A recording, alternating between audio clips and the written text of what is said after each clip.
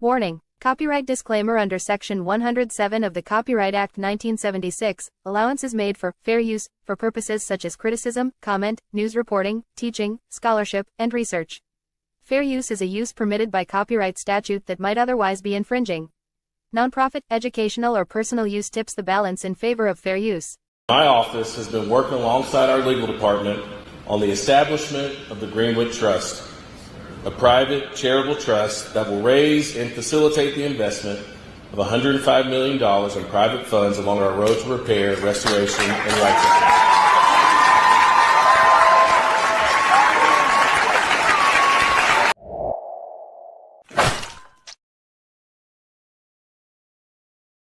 What it do, family and friends? Welcome back to the Church of Black Power. If you're not subscribed, go ahead, hit that subscribe button along with the notification bell so you can be notified whenever videos like this drop.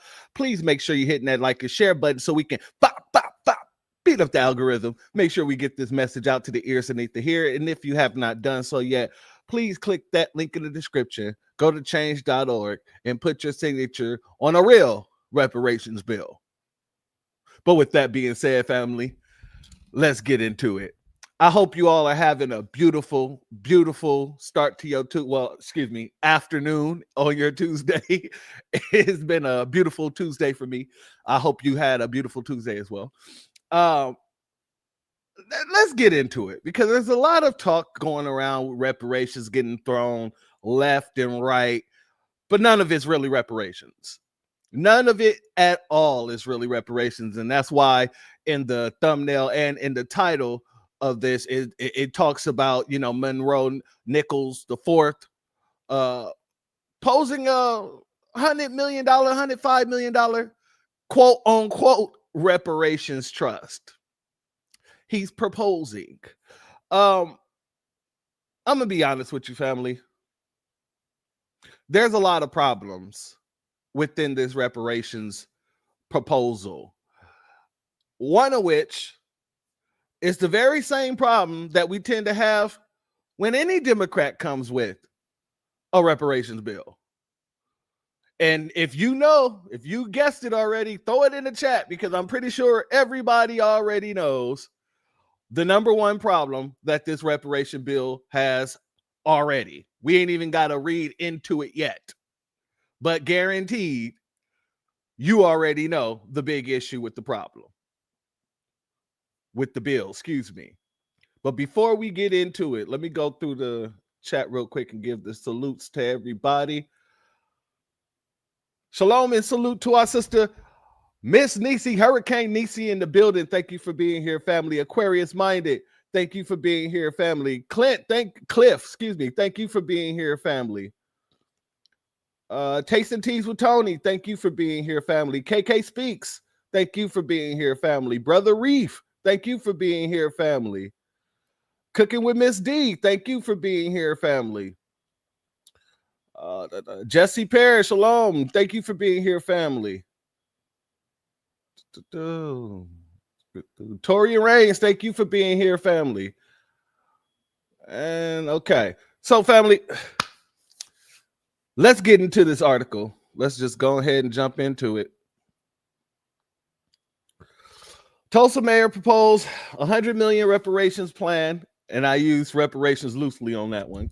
No quotations on this, but I'm gonna put quotations on it. Reparations plan for descendants of 1921 Tulsa race massacre, excuse me. Let's get into it. Tulsa's first black mayor, and it's always the first blacks, right? It's always the first black mayors, the first black governor. We're going to talk about the first black governor as well. Well, the only black governor. Salute to John's son. Thank you for being here, family. Tulsa's first black mayor proposed creating a $100 million private trust. That's something we got to keep an eye on too, as a part of the reparations plan for the impact of the Tulsa, race massacre, which took place more than 100 years ago.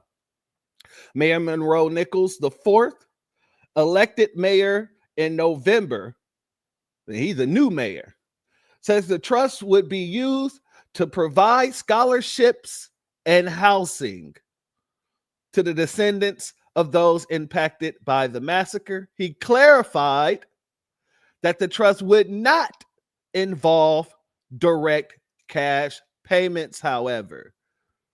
Then this isn't a reparations bill. Like I didn't said this many of times. I don't mind tossing all the other things into a reparations bill, because our reparations bill should be that thorough. It should have housing assistance. It should have land grants. It should have medical, free medical. Hell, I believe we should be tax-free, all of that.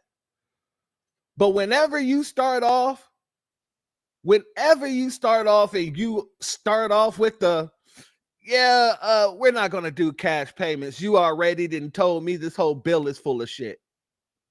Excuse my French. Salute to Mia Kim and Hurricane IQ. Thank you for both being here, family. That's what I hear. At the end of the day, it is not, you cannot bring no reparations bill if cash payments is not attached to it. That's just, it's not a reparations bill. Reparations, regardless of what anybody say it means repairing a harm that was done, repairing someone's grievance against you. And you can't repair something if you're not paying what was taken. And here's a big thing for me. You can give somebody a housing grant. How are they going to pay the taxes on the house? No cash payments means there is no way that they can maintain and keep up the house. Not only that, but let's say something happens, hurricane, and God forbid, half the house is tore down. How are they going to fix it? They couldn't afford to get the damn insurance on the house because you didn't give them the funds for insurance. See, when you don't bring the funds, but you bring land or you bring a house, all you're doing is setting a person up for failure. It's like that Oprah episode. If y'all remember back in the day when Oprah was giving away all those cars to the people in her audience, a very small percentage of the people who were in the audience actually took the vehicles home. And the reason why is because a very small percentage of the people in the audience were able to pay the taxes on the vehicle. So basically, everybody who received the vehicle that could not pay the taxes was not able to take the car home. But Oprah was able to get in front of that camera and say, you get a car, you get a car, everybody gets a car. That's basically what any reparations bill is without cash payments, direct cash payments. Exactly, Aquarius. And she knew that. She knew that. She knew they would have to pay the taxes on it. Same thing happened to Brooke out in Bruce's Beach. Yeah, Gavin Newsom gave Bruce's Beach back to the family. But what ended up happening with all the red tape they had on the property, they couldn't build, they couldn't cultivate the property. Why? Because all of the red tape that the city had on the property. So what did they ended up doing? They ended up selling the property back to the state because they didn't have the funds in order to fight the situations with all the red tape. This is the same exact thing, family. And these people think that they're Oprah, just saying, you get reparations, everybody getting reparations. When the fact of the matter is, it's just a scheme. It's a plot. It's a ploy. They're trying to hoodwink us. They're trying to lead us astray. Let's get back to this article. For 104 years, the Tulsa race massacre has been a stain on our city's history, Nichols said Sunday. The massacre was hidden from the history books, only to be followed by the intentional acts of redlining, a highway built to choke off economic vitality. Y'all know what I'm trying to say. I'm sorry. I'm tongue-tied on that one. Let me get back here. And a perpetual underinvestment of local, state, and federal governments. Now it's the time to take the next big step to restore, he said. You can't restore the people if you don't give the people what was taken from them. All the millions of dollars that was in the Tulsa, Oklahoma residence areas, in the whole Black Wall Street district, all the millions of dollars that they were bringing in, even in the 1920s, with their grocery stores, with their, god dang it, they had a goddamn airline.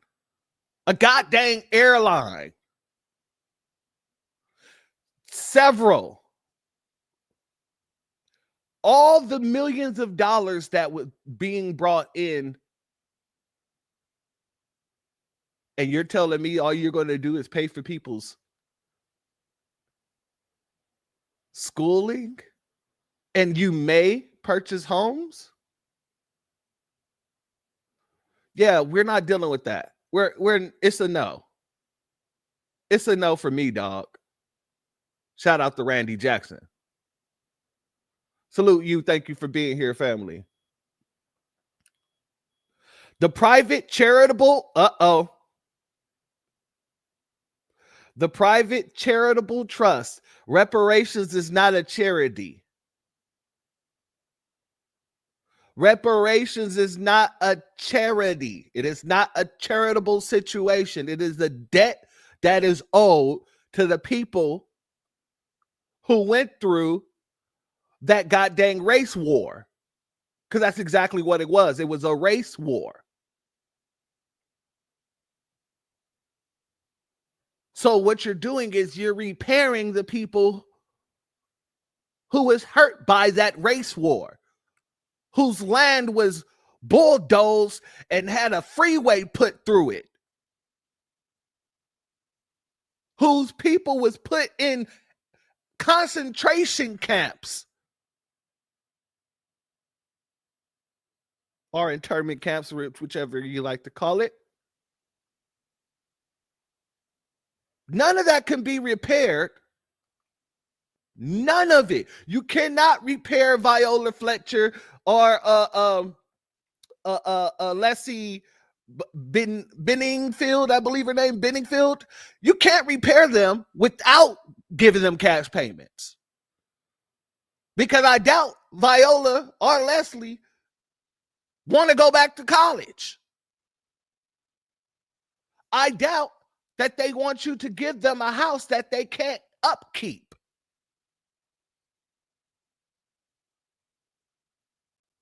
They saw the horrors that happened in their city when they were young. And for you to bring this kind of bill to them after the Supreme Court turned down their reparations claim is a disrespect to them. It's a slap in the face. It is a slap to the face. So no, this is not a charitable situation. So there shouldn't be a private charitable trust. It should be an established reparations fund. And you should have direct payments as a policy of that fund.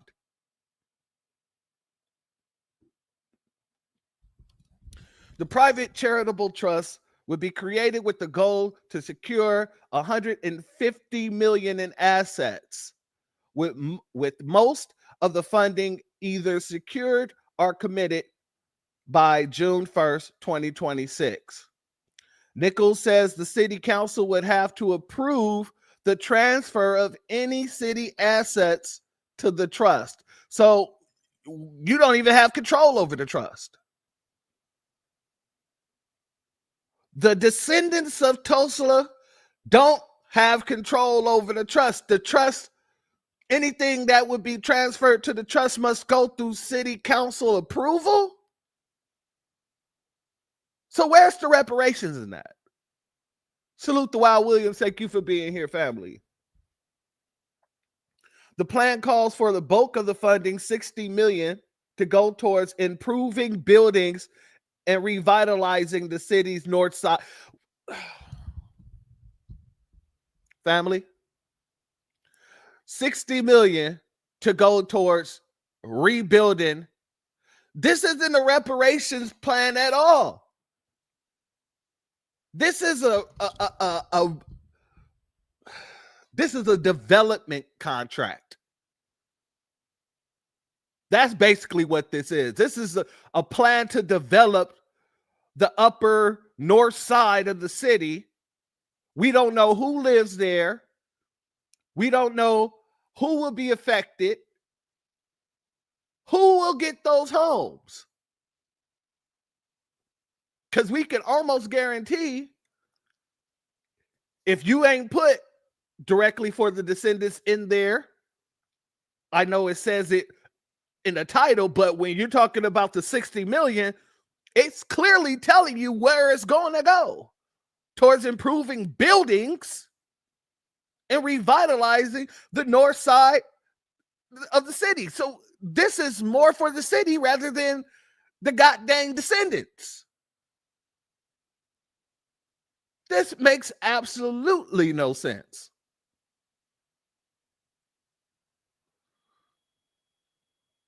Oh yeah, it's definitely going to fall apart because god dang it, we ain't going to allow it to go through. That's the thing. Yeah, I wouldn't be surprised. I wouldn't be surprised if they were doing this for illegals. He is a Democrat. They find some sort of way to shoehorn him in. The Greenwood District at its height was a center of commerce, Nichols told the Associated Press. So what was lost was not just something from North Tulsa or the Black community. It actually robbed Tulsa of an economic future that would have rivaled,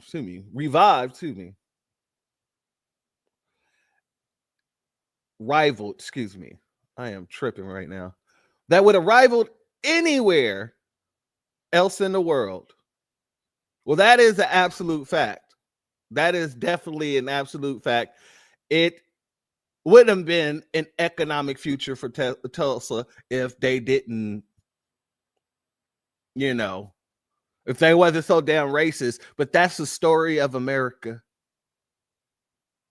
A lot of places across America could have been more prosperous if they didn't allow their racism to hold them back, their anti-Black racism.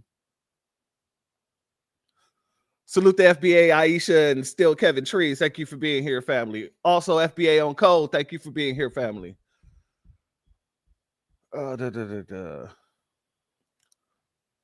Nichols' push comes just weeks after Representative Summer Lee. That was the other lady. Hold on. We're going to get into her in a minute. Democrat PA announced plans to introduce the Reparations Now resolution, which calls for the U.S. to spend trillions of dollars on reparations for Black Americans. Yeah, it's just funny that this woman comes out with this whole resolution after the Democrats lost power. It's funny that she came out with this whole resolution after Trump gets into office. Why didn't you come with this whole resolution when y'all had the House and the Senate and the presidency? Because it wouldn't have passed. Because y'all don't want it to pass. Lee's resolution cites U.S. slavery, Jim Crow laws, and other racially discrimination laws and policies to justify spending trillions of dollars supporting the descendants of Black Americans in the United States. That's why we recognize that the fight to restore Black folks has to be so much more substantive, she said. I'll play the video for you, family. The colleagues of mine who have stood with us, who are continuing to stand with us as we fight back against the whitewashing of our history, the obstruction of justice, and the flat out denial of our voices in Black lives. I am deeply humbled today to be reintroducing the Reparations Now resolution. This resolution was first led by my sister in service, the formidable Cori Bush, who has, thank you. Sister Cori has long sought to repair the injustices that plague our communities, has stood on the front line. Family, are we talking about the same Cori Bush? Are we talking about the Cori Bush that literally shut her ears off when we started talking about things that was needed for foundational Black Americans? Salute to stolen ancestors. Thank you for being here, my sister. Blessings to you. I'm kind of confused. Now that Cori Bush has been pushed out of the way by AIPAC, all of a sudden she's always been fighting. She's been fighting for reparations for the longest. Where were we? Can somebody remind me? Where was foundational Black Americans when she was sitting there speaking up for us? Because if she was speaking up for us, exactly, Aquarius, that's why she's gone now. She was speaking up for us and she was actually bringing policy for foundational Black Americans. We would have showed up and showed out for her.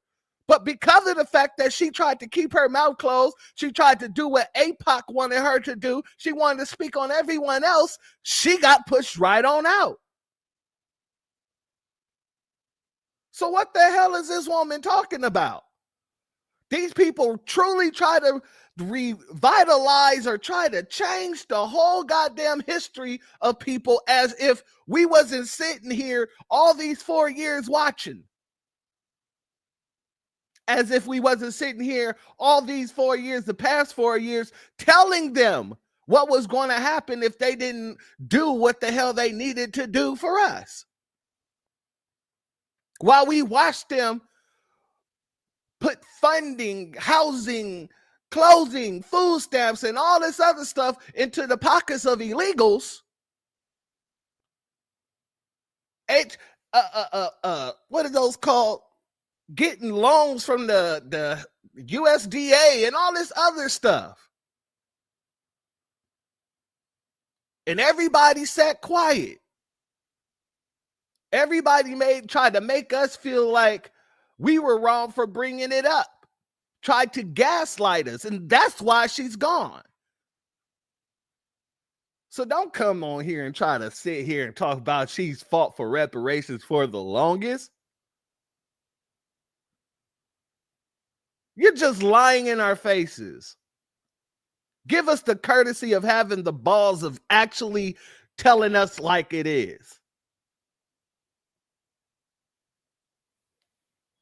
Jesus Christ, these people. And intersectional movements, and continues to do that from what stood on the front line, and intersectional movements, and continue.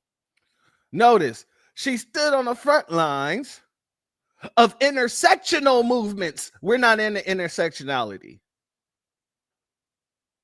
I was at the very first intersectionality conference in California. I don't know if I told you guys about this, but I believe I did. It was the first diversity intersectionality conference in California as a community college student at the time.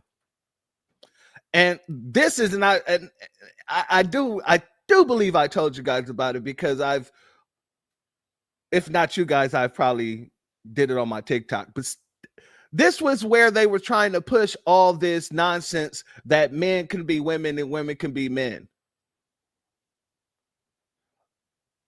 This is all the nonsense that this is where they start pushing those kind of narratives and talking points, because they're trying to get the children first. We ain't interested in intersectionality. We're just not. Because through intersectionality, they tried to convince us that we have to fight for other people's issues as well. So no, if she's standing on the front line of intersectionality, guess what? She's not standing on the front lines of reparations. That's just what it is. Because the two do not intermingle. The two does not cross paths.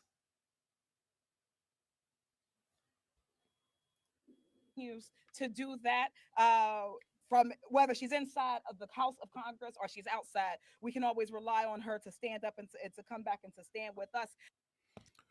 No. When she's on the inside, she says nothing.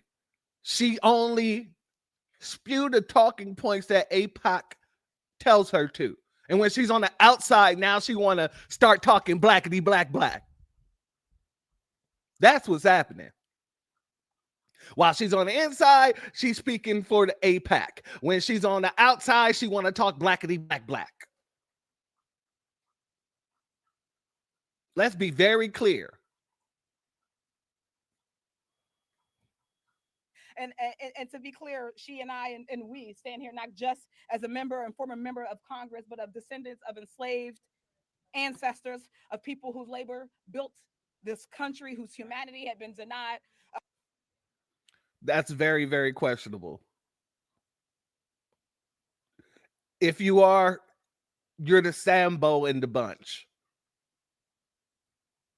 I tend to think that a lot of you have tethering you somewhere, because you wouldn't stop so hard for a bunch of people that don't belong in this country over your own blood, who built the country, who sustained the country, and has been the most terrorized group in the country. I don't think that you would stay silent to that if you were a descendant of this country. That's just my opinion. I don't want to say that she's a tether hundredfold, but the way you people move is pretty tetherish. For centuries. So we're here to say that there's no more waiting, no more watering down, no more putting justice on layaway. Black folks are owed more than thoughts and prayers.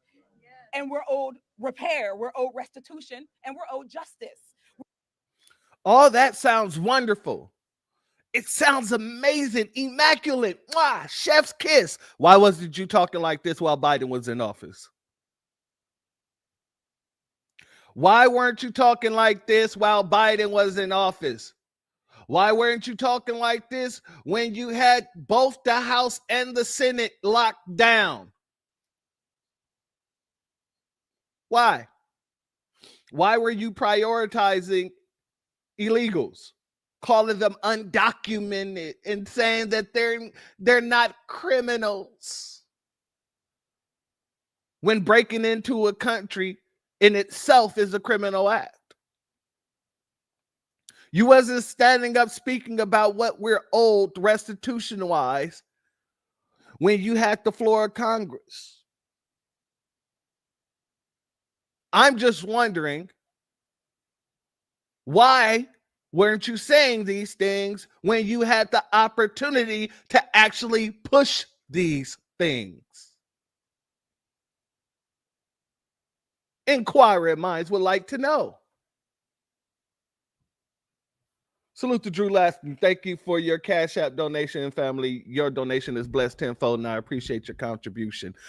Inquiring minds would like to know.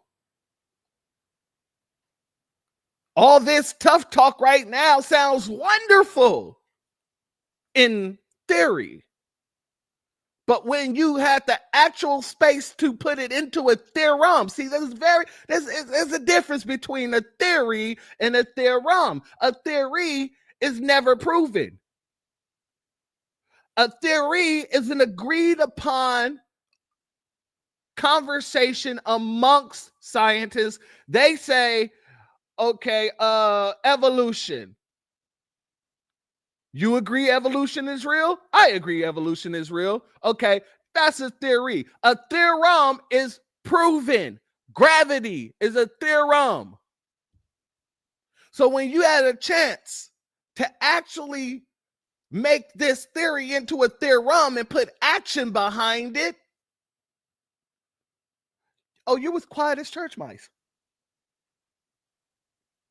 Y'all was too busy running around here telling us that we were chauvinistic pigs because we didn't want to vote for Kamala because she was running around claiming to be a black woman and she's not. But that's not the reason why. But y'all saying we're chauvinistic because of that. Oh, y'all just don't like black women, y'all was saying. When you had the opportunity to make this a theorem, you were saying we needed to prioritize Ukraine, You were saying we need to prioritize illegals, prioritize Asian Americans. When you had the chance to do so, you didn't do it. I'm not into having sweet nothings whispered in my ear unless you my girl. I'm going to be 100 with you. I'm not into it. I'm not into someone coming along, gassing me up just to do it when you owe me a debt. And then you ignored me in all the time that I'm asking you to pay the debt. You gave priority to everyone else who you didn't owe a debt to. That's like me loaning you $150,000 or any amount, just, because people don't play about their money. But let's make it a nice amount. That's like me loaning you $150,000 to start a business. And instead of paying me back periodically or in all one lump sum, you start donating to charity with my money. And when I ask you about it, like, hey, this was a loan. Where's my funds? Are you really going to take food out of the mouths of the people who need it? And the gaslighting starts. You're going out feeding the people with our money.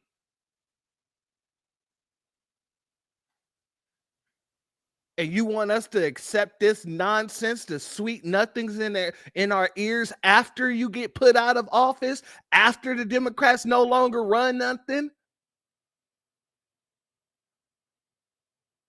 Let's keep this 100.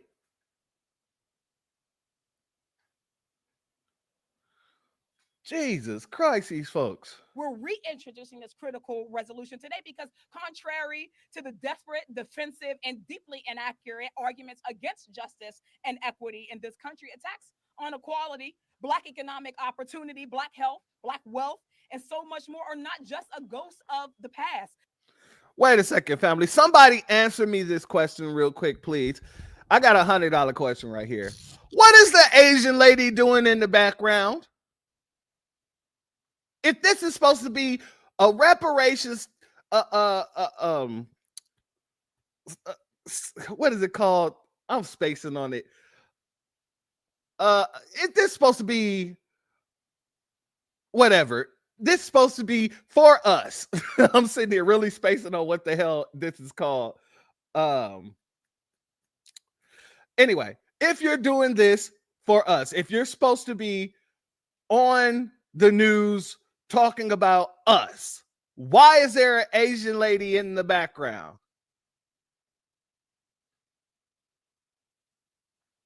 Why? I am confused. What does she have to do with reparations towards foundational Black Americans? Someone please explain that to me. And she looked like she really don't want to be there. But they are a very present and ongoing legacy that we are living through. Press conference. Press conference is what I was trying to say, family. I'm sorry. I'm having what Tyreek calls the old nigga fart, brain fart, on that one. I was struggling trying to remember press conference. If this was supposed to be a press conference to talk about reparations for us, why is she there? Why is she even in the optics? Exactly. We don't get invited to their parties. When Biden signed that bill for Asian Americans, the so-called hate crime bill, it was all Asians behind them. You didn't see not one Black person there. But here, let's bring in the Asian woman, apparently. Looking like Waldo's grandma. Yes, yeah, I give you that. Right now. I saw that our friends at Fox News have already picked this up. They scooped us, and as we know, depending on who picks up a story, there's different framings, and it's always interesting to see what framing they're going to use. So some folks like to frame the debate around reparations as Black folks simply complaining about wrongs done. Oh, family, I'm sorry. I'm sorry. I gotta apologize for this, but I just noticed something else.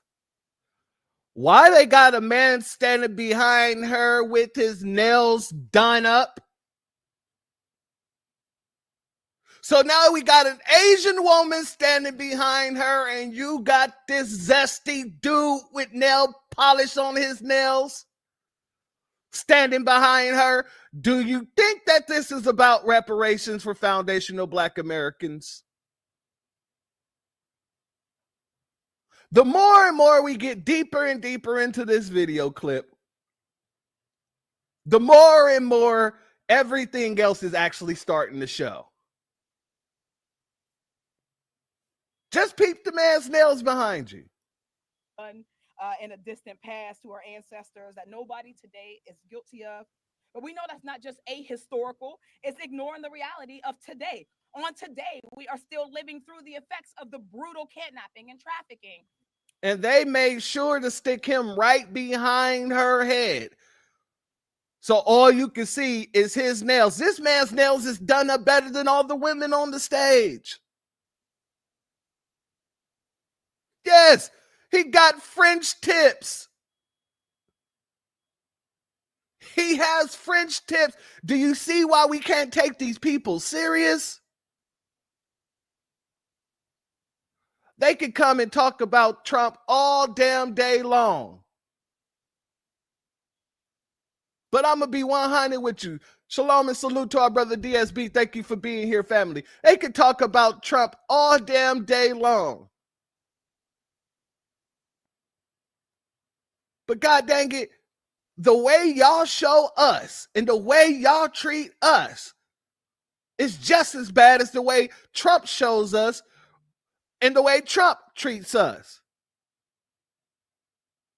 This is just ridiculous. Salute to our sister Stolen Ancestors for your Cashapp. I appreciate your Cashapp, and your gift is blessed tenfold. Thank you for your contribution. Family, look at the way they present us, and they tried to do it very subtle. They tried to do it very subtle.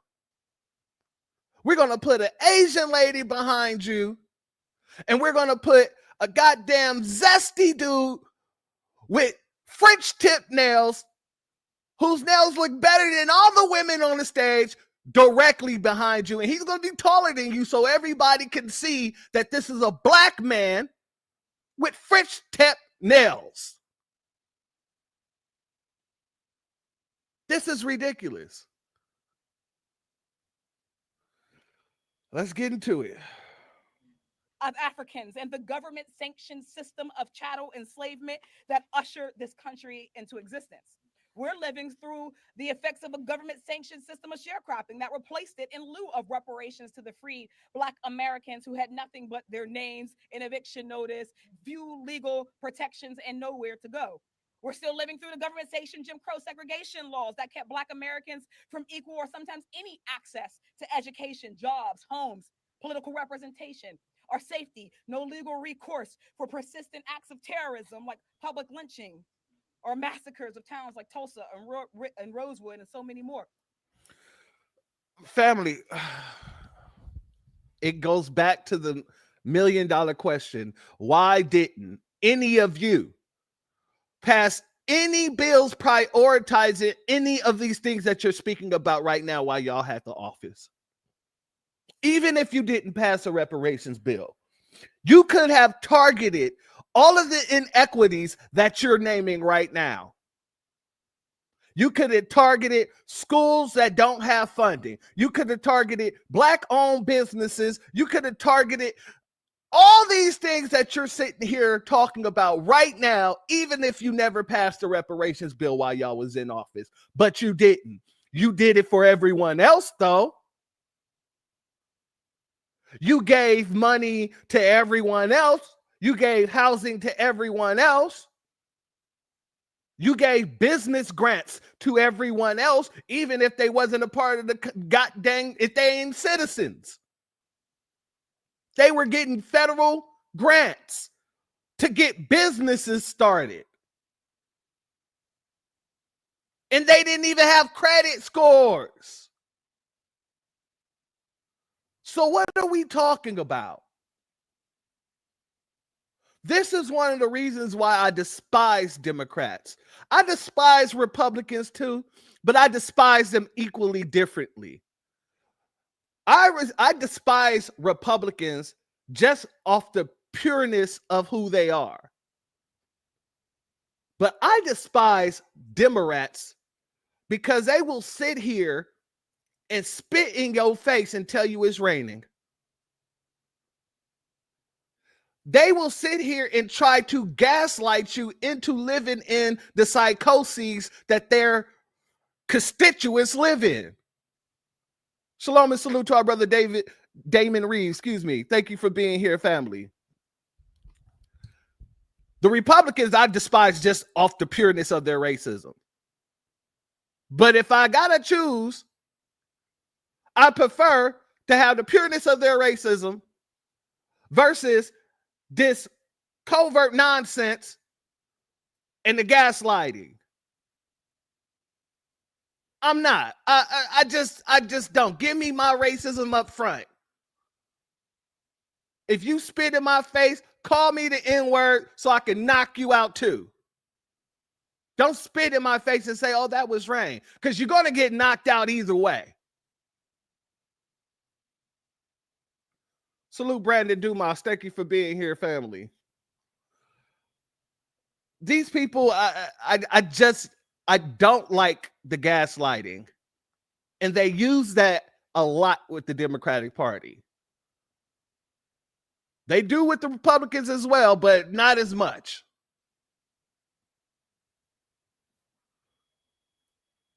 We're still living through the government-sanctioned voter disenfranchisement, followed by government-sanctioned discriminatory housing policies, government-sanctioned mass incarceration, and more. The harms done to enslaved Africans and subsequently their descendants for generations to follow are innumerable. But for enslaved Africans and their descendants, not foundational Black Americans, not the descendants of American slaves, Africans, enslaved Africans and their descendants. Which means anybody could come from Africa and say I was a slave and get in on it.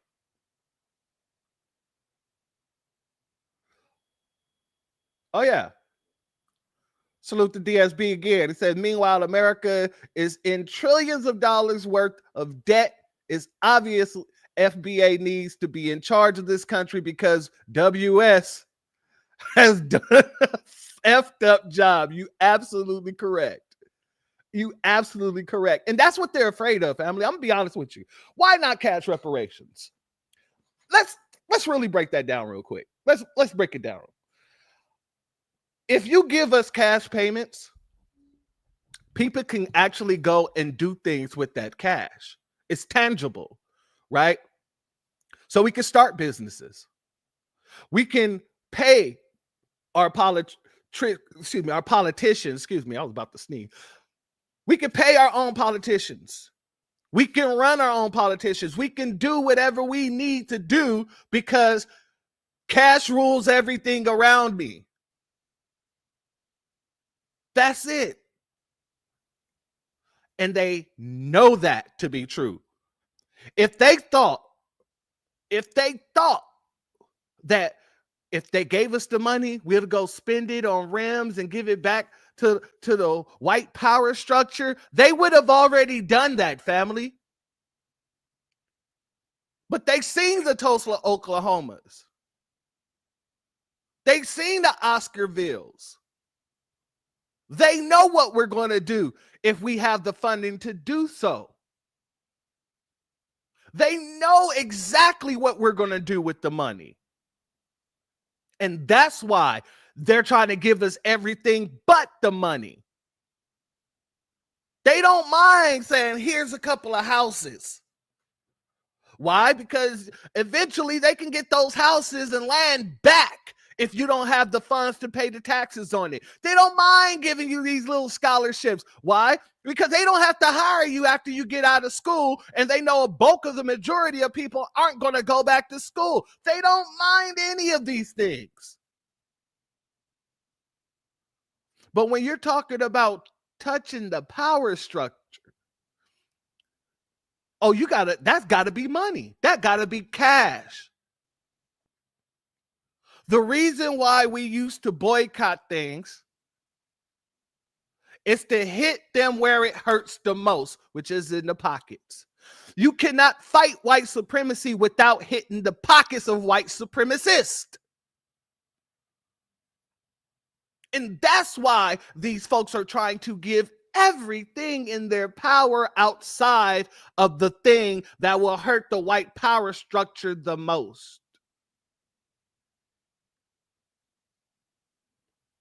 That's what it is. Yes, Damon, I agree. Part of reparations is the tax-free status, the same thing they gave to the so-called Native Americans. The only issue is none of these so-called programs who are talking about giving away land or giving away houses, they're not saying, and it's going to be tax-free. They're making sure not to say, and it's going to be tax-free, because if they say it's going to be tax-free, that's a dog whistle to all the white banks, and they're going to come out against it. Why? Because the white banks are going to be counting on and banking on the fact that you cannot pay those taxes on that land, the houses, or anything else that's given to you. So yes, absolutely, family. But what's another reason why? Even if you have, let's say you come up with the funds to pay taxes on land that's given to you or your house that's given to you, what if you want to cultivate the land? What if you want to build upon the land? What if you want to put a business there? So now you don't have the funding to do that. You have to scrape up the funding in order to pay the taxes, only to now have to do it again the next year and have to do it again the year after that. Now you can go to a bank and try to get funded from the bank, but we all know how they treat us with the skin that we have. Let's be very clear about why they don't want to give us the cash. And that's why when everybody was having this debate, whenever I'm in a debate about reparations and people are like, we need land, I'm like, no. Yes, but no. If you're talking as a supplement of reparations, yes. If you're talking about the basis of reparations, then no. Because all you're doing is setting yourself up to be a landless people if they give you land. Let's be honest. In Bruce's Beach, this is the best example that we can give in real time. Some people say we need gold. Okay. You can't build a house with gold. You got to still go and do what if they give you gold? You got to now transfer it into the currency that people use on an average day-to-day basis. So even if they give you 40 bricks of gold, that 40 bricks of gold, you can't just go hand somebody a brick of gold and say, go build me a house with this. That brick of gold has to be sold in order to get the funds necessary to do what you need. So why not just take the funds and then buy gold if you want to buy gold? They want to make everything a possibility beyond what is actually supposed to be the basis of what reparations is. And truthfully, all of these things should be in the reparations package for us. We should have land back grants, housing grants, medical grants, Cash payments should be the first thing, but all those other things can be tossed in there too, because it should be the same way y'all tossed it in for the Native Americans, so-called Native Americans. Absolutely, Mia. They know what we can accomplish. It gives you the equal playing field. That's the best way to put it. Cash gives you an equal playing field. That's just what it is. You can now pay people to do what you need them to do for you and yours. Let's be very clear. Absolutely. Just like when they blocked the farmers, from getting their funding. Now those YT farmers are also getting the funding that was supposed to be given directly just to foundational Black American farmers. Absolutely. This is another great point. So yeah, it's one of those things that we're going to continue to keep an eye on. What these people are saying and what they're putting in these bills. Because if you're trying to move away from cash payments, you're not bringing a reparations bill. It's just not. If you haven't done so yet, hit that like button, family. Hit that like button. Salute to William Aaron. Thank you for being here, family. Let's continue. They are well documented, traceable, and persistent.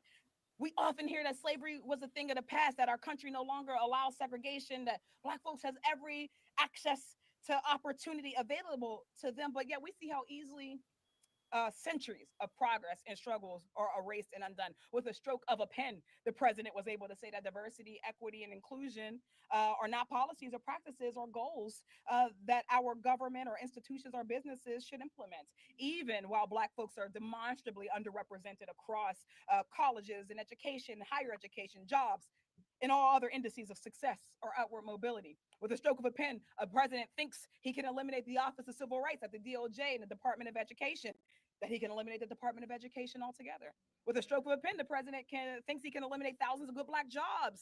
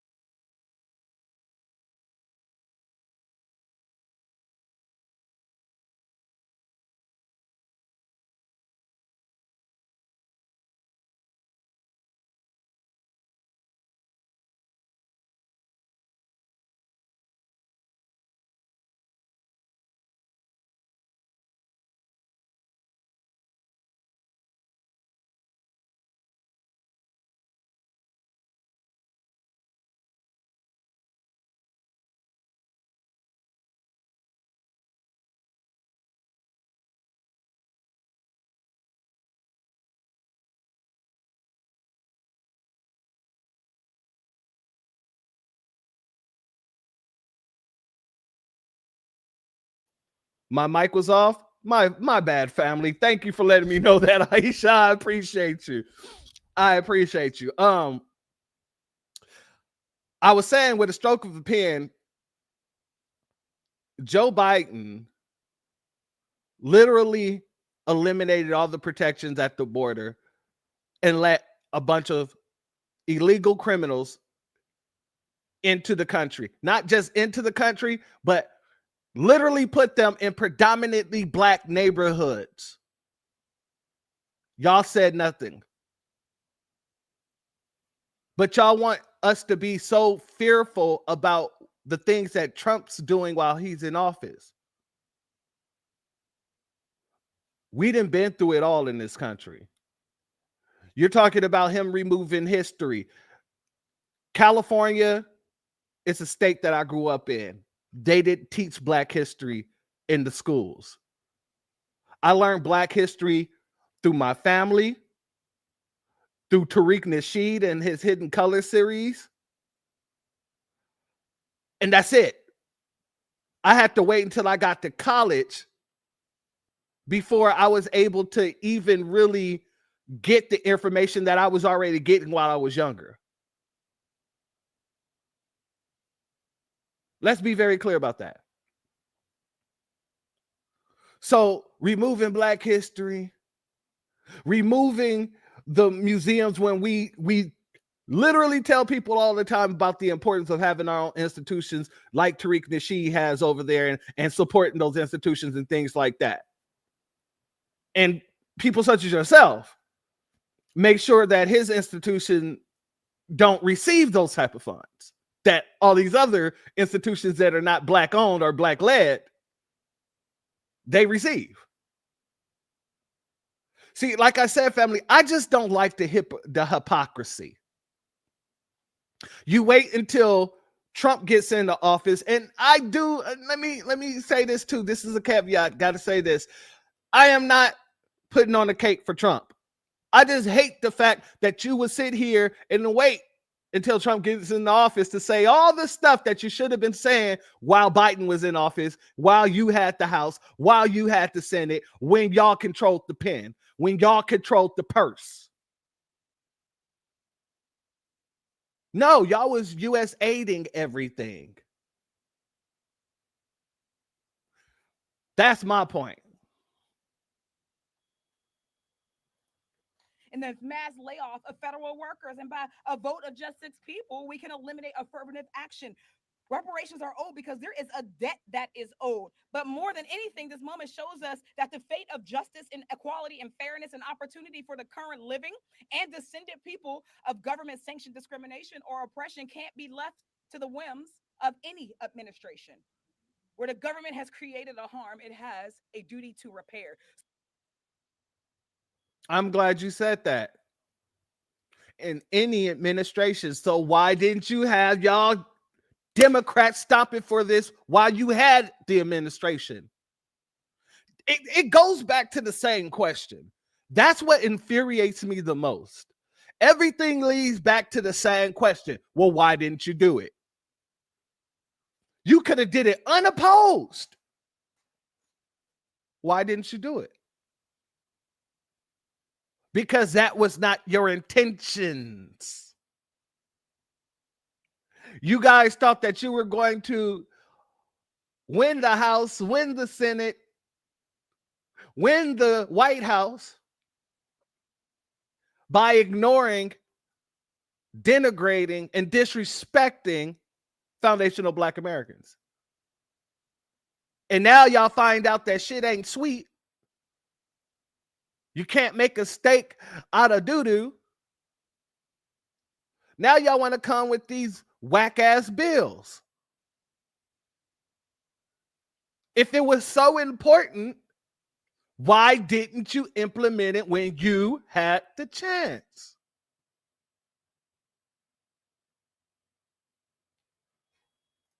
So let's make it clear. There is a debt that does exist. This country has taken so much from Black folks and has a debt it owes because for over 400 years into this very day, this country has stolen Black labor, Black lives, Black futures.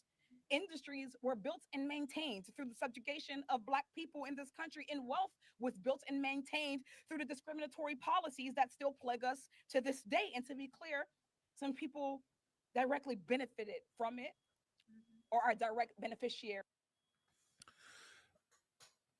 Shout out to Brandon for this. Trump is in the president now. We need someone in his ear talking about reparations. Trump is a wild card. We need someone to talk to him. No, I absolutely agree with you. And we need someone who's unapologetically foundationally Black. The problem with the people who's around him is the fact that they're tap dancing coon sticks. They're Sambos. Let's be very clear about that. And if we had someone like myself or Black Alpha or KG or, Torian Reigns or anyone in the new Black media, you send Tariq up there, send Jason Black, send Professor Black Truth, send Black Truth United. We're going to make it appealing, very appealing for Trump to want to be the president of reparations.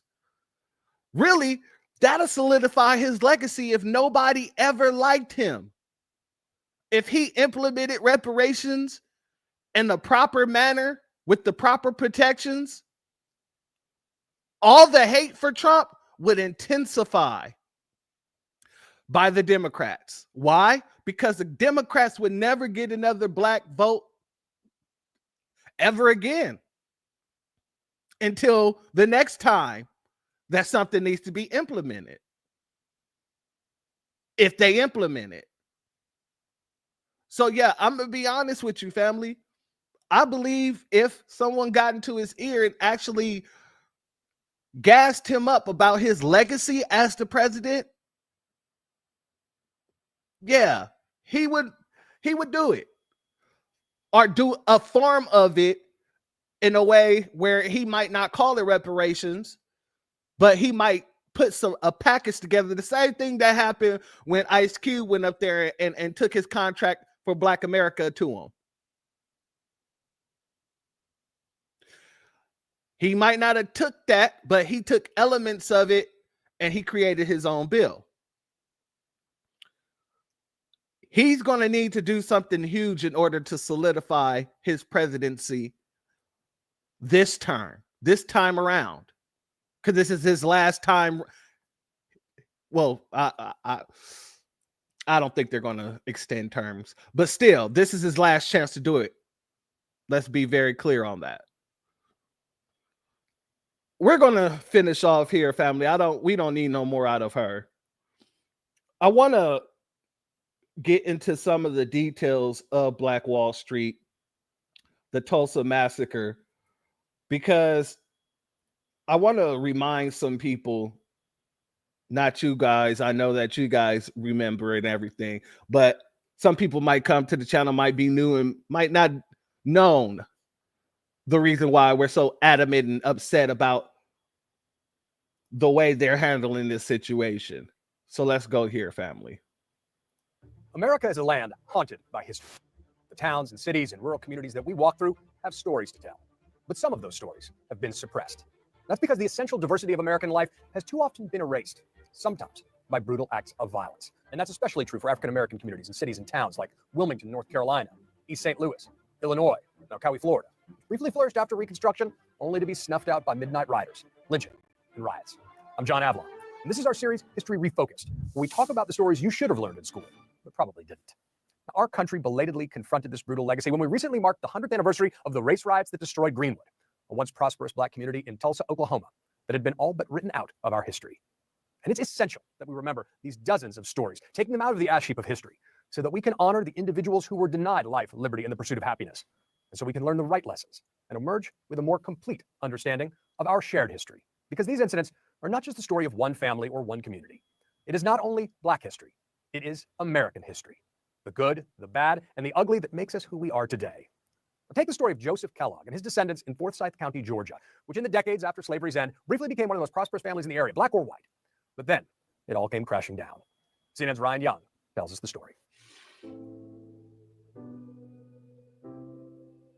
My father always talked about owning land. It made you a man.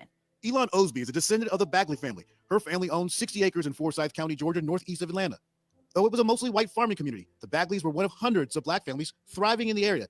That is, until a tragic event in 1912. In September of that year, an 18-year-old white woman named May Crow was beaten and raped. She later died from her injuries. The backlash from the white community was severe. 3 Black men and a young Black woman were accused of the crime and thrown in jail. One of them was a 24-year-old named Rob Edwards. The crowd went straight to Rob Edwards, who was cowering on the floor of the jail cell and crying. And they beat him to death with a crowbar. And then they shot him several times and dragged him out. And then they hanged his body somewhere near the courthouse square. A historical marker remembering the lynching was erected with help from the Equal Justice Initiative. The group says they've worked with nearly 50 other communities who put up similar markers around the country. But the sign here has become the spark for a much deeper conversation about what else was really lost in 1912. That was only the beginning of the violence. Groups of night riders terrorized Black families, threatening them to leave. They were forced to leave. Their property was burned, homes burned. Everything that they weren't able to gather on a wagon and save was lost. Denise Boyd's great-grandfather, Joseph, owned 200 acres. The family tried to hang on, but sold up and left after a few years. He had the only working sawmill in Forsyth County. Eventually, it got to Joseph, and that's when he just packed up my mother and them, and they left. Forsyth County was not enough. Let me give a B1 salute And a thank you to Akibalon Nation. Thank you for your Cash App family. Your donation is blessed tenfold. I appreciate your contribution. Brandon, I don't think anybody would be against that. We would have to, well, Trump would have to agree to meet with us. But yeah, I don't think anybody would have a problem with that. I would love to go to Washington and go sit in the Oval Office and have this conversation with them. Because the truth of the matter is, if we don't do it, I guarantee you none of those bootlicks up there are going to. That's it. They like being the proximity to Trump. That's it. Like even the black folks who are in his immediate, that has his phone number that can contact him. I remember Tariq was trying to speak with Trump during the election cycle. And that one pastor was sitting there talking about he could connect them and all this other stuff. But all he really wanted to do was put his face out there, be the guy that speaks for Trump and all this other nonsense. So he never connected Tariq with Trump. So that's the big issue that we have. Finding people who will actually get us in contact with the right people to be able to speak to the dude. Could I'm be 100 with you? Those folks who he has around him 100% don't want us to be able to speak with Trump either. It's the same thing with the why politicians don't do nothing for the black community, because once they put something in your hands, let's say you need a dog catcher because there's a rabid dog running around. Once they put a dog catcher in your neighborhood, there really no need for that politician again. So a lot of these folks look at it like that. The people who are closest to Trump, they want to stay close to Trump, and they want to be looked at as the go-to to get to Trump. But yes, I have no problem with that. And I don't think any one of us in the new black media have a problem going up there and having a conversation with Trump. This is a business deal for us. We ain't got no emotion tied to this when it comes to our reparations claim. The emotion is more passion for us. So we're going to make sure that we're going in with clear minds, a clear head, and making sure that he understands the points that's necessary in order for him to want to do it. But you ain't got nobody around him right now that want to do that for us. An anomaly. Hundreds of counties expelled their black communities following similar patterns. White rioters lynched 3 black men and banished dozens in Pierce City, Missouri over the murder of a white woman in 1901. In 1909, white residents in Anna, Illinois drove out nearly an entire black community after a black man was accused of raping a white woman. And the 1921 massacre and erasure of Greenwood in Tulsa, Oklahoma began after a black man was accused of assaulting a white woman. These banagements had a ripple effect, denying the ability of these families to pass on land, creating a wealth gap where the families weren't able to build on the success of their ancestors. After the break, we're going to be joined by Professor Jeff Ward, who's worked on cataloging racial violence from the Civil War to the 1960s. We're going to discuss what we've missed in learning about this time in American history. Professor Ward, thanks for joining us. Now, tell us about events like Forsyth and Tulsa, which are brutal attacks on black communities, but you say there's another place to start in this conversation, and it goes back to Abraham Lincoln before he was president. Right, John, thank you for having me. I think it's very important that as a nation, we grapple with the full scope of these events and their continued legacies. As you point out, they haunt us economically. Salute to Cooking with Miss D. Thank you for being here, my sister. I'm pretty sure, and I feel like you would be able to just sit down with Trump and give him some knowledge on why he needs to push reparations. Really, I believe anyone in this damn chat is intelligent enough to sit down with Trump and give that information. More intelligent than anybody he has around him right now. I'm gonna be 100% with you. I don't know what else to say on that. Politically, socially, you mentioned there being dozens of these events, but in fact, there have been thousands of these events. Just lynchings alone number in the around 6,000 at least documented lynchings, and that story is still incomplete. In terms of Abraham Lincoln's reflections on these events, then one of Abraham Lincoln's first. That's another great point, Aquarius. That's how a lot of the lynchings always start. That is how a lot of the lynchings always start. It's due to them saying something about something happening to a white woman. Salute and shout out to FBA Aisha. Thank you for your Cash App, sister. I did just receive it right now. I appreciate you, and your contribution is blessed tenfold, family. Yeah, and this is how, and if you really go back to when they started lynching back in Jim Crow, Ida B. Wells was making it known that they wasn't really lynching people because they had a situation with one of their women or anything like that. They were really lynching people because they were jealous of the prosperity that the black businesses was having. And that's how what a lot of lynches was about. It was really about prosperity, with poor white folk looking at enriched black Americans who just came out of the slavery, who just came out of Reconstruction, and they were prosperous. That's what it's always been about. They try to put it on their women, but the real fact of the matter is it was never about their women. It's always about one thing and one thing only, and that's the prosperity of foundational black Americans. That's the truth. First published speeches, the perpetuation of our political institutions, it was entitled. And he's reflecting on a growing wave of racial terror events, arguing that both the widespread expression of these events, but also the indulgence of what he called this mobocratic spirit, threatened the rule of law and the public commons that our form of government depended on. He was thinking, especially at that time, of the 1836 lynching of Francis McIntosh here in St. Louis and the subsequent assassination of the abolitionist Elijah Lovejoy. He's identifying that the concern that mass violence will become recognized as a legitimate form of political expression, of white political expression, and that will fundamentally degrade the rule of law and legitimacy of our state institutions. That same speech is where Lincoln says, as a nation of free men, we must live for all time or die by suicide. And that's what I think this resistance to multiracial democracy and majoritarian democracy continues to represent. There are many instances where outraged whites simply mobilized in the 1863 New York City draft riots. Mm-hmm. You know, this was one of the many pogroms where there was an attempt to destroy the African-American community.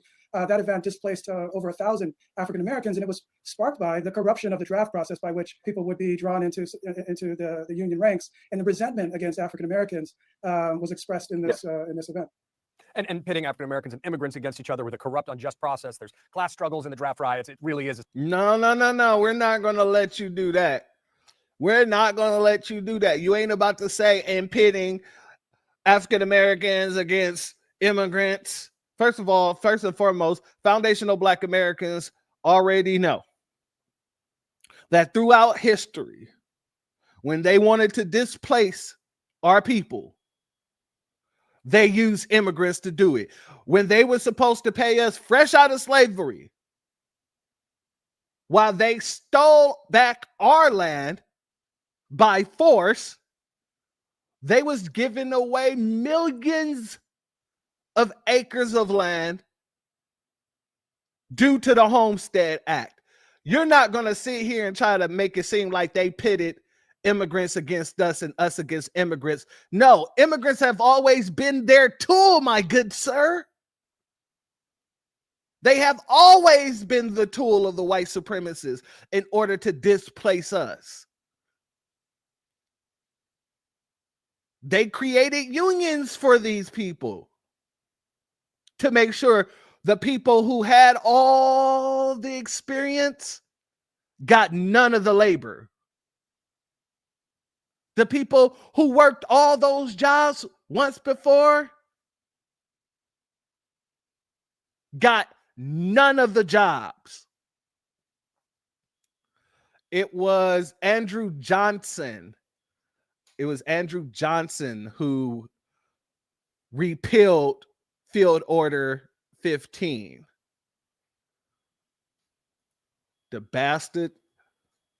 Let's continue. It's a seminal moment for that reason. I want to end on this note because we're talking about the displacement of families, the erasure of history, but also the displacement of assets. I mean, there are real monetary costs in addition to the blood that was shed. The erasure and basically theft of what amounts to millions of dollars by these communities, by these families that were hard won. And I wonder what you make of that collective loss of not only dollars, but the larger question of how we can make ourselves whole again for those directly affected, those survivors and the descendants of survivors. Really. Yeah, it's a great question. And I guess I want to say a couple things. One is that we really lack a complete record of this history of racist violence that would be necessary to truly take stock of the costs. Important to note here also, though, is that we've only really just begun as a nation to bring into this conversation the anti-Asian violence, the anti-Mexican violence, the racist violence targeting Native American and other populations. We don't have yet a really comprehensive and inclusive historical record of racist violence. I think an optimistic view is that we're making progress as a nation in kind of moving away from this nonsense of colorblindness and realizing that we have to grapple with these haunting legacies.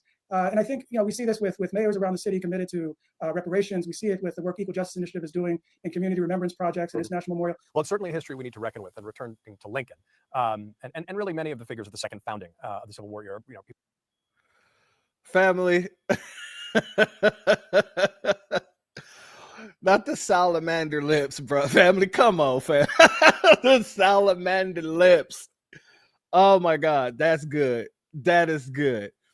But this is all the wealth that's been stolen, all the property destroyed, all of the labor that was taken.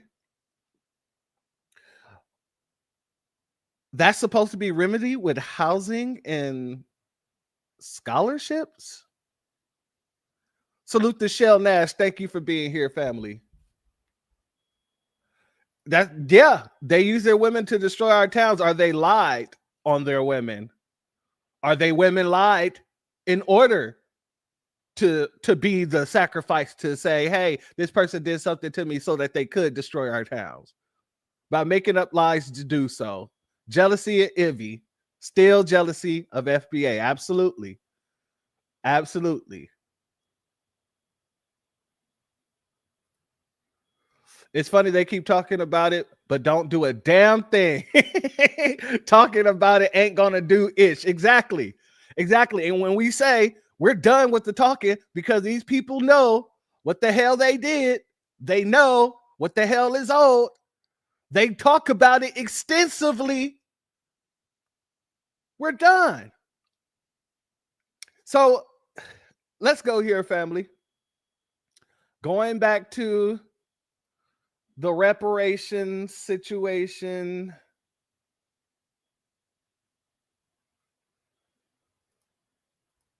Hold on, family. There we go. So going back to the reparations situation in Tulsa now. We got to go here because hell is frozen over. Hell has frozen over, ladies and gentlemen. You know it has. When I have to actually agree with anything that The Rock put out. Salute to Professor Black Truth for coining the term The Rot, because that's exactly what this publication has always been. But as they say, a broken clock. The Tulsa mayor planned reparations to Black Wall Street massacre survivors is insulting. Let's get into it. Before I do, real quick, take a little sip of water so we ain't gonna have all this little. Thank you kindly. All right. What the mayor wants to do are needed in the city. But the mayor should not call them reparations because they're not. And I agree 100-fold on that. That is the one thing I must say about this whole article that I will not disagree with. That reparations plan is not a reparations plan.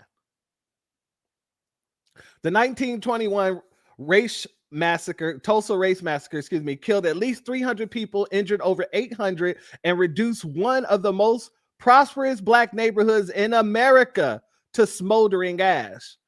Monroe Nichols, the first Black mayor of Tulsa, recently announced a project named Road to Repair that he hopes will make a dent in the enduring disparities caused by the massacre. How can you do that when you're not offering cash payments that would make a dent?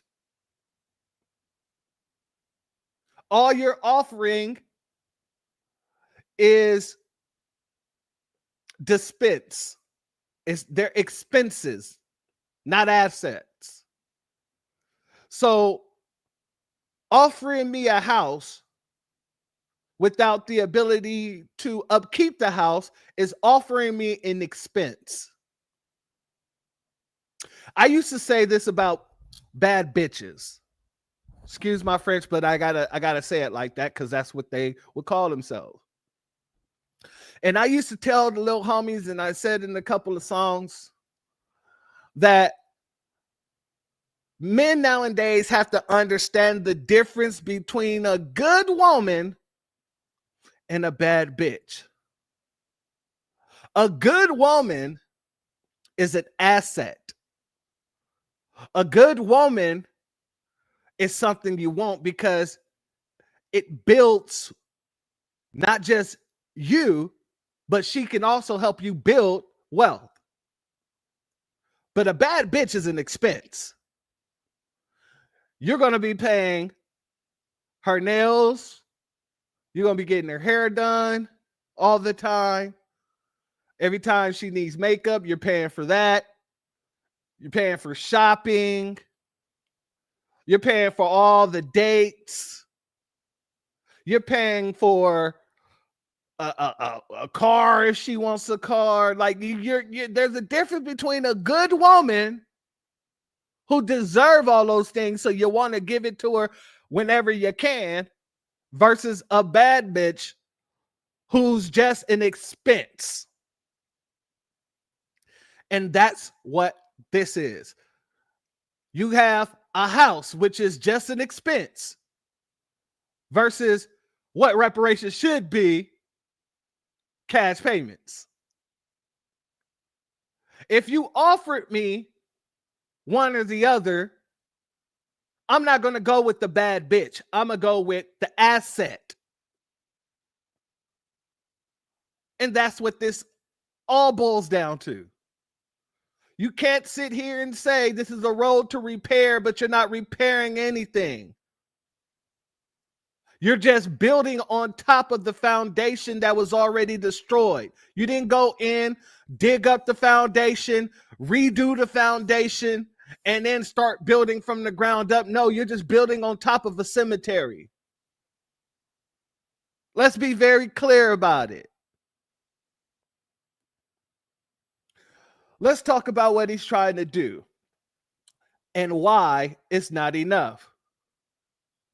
The mayor announced that he was opening a $105 million charity trust. Notice how the charity trust keeps popping up, and reparations isn't a charity for anything. It is a debt due.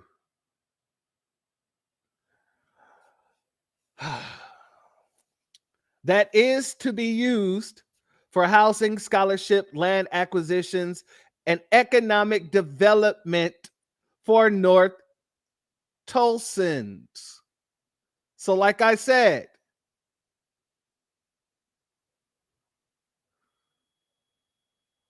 hold up. Oh, shit.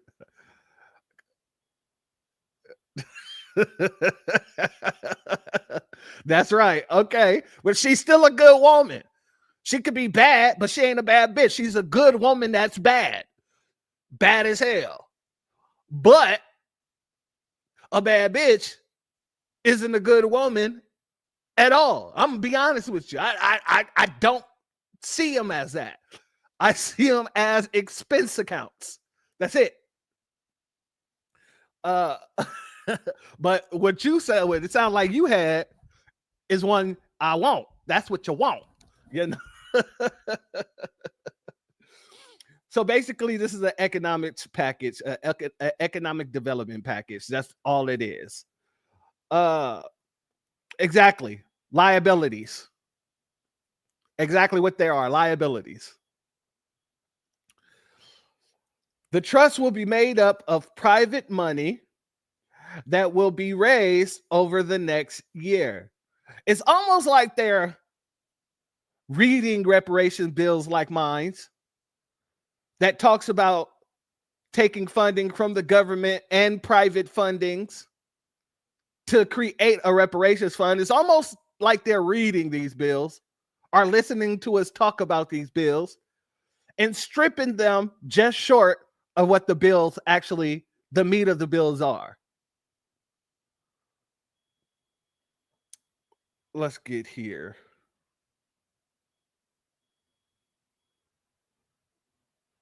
To be sure, something needs to be done for black people who live in Tulsa.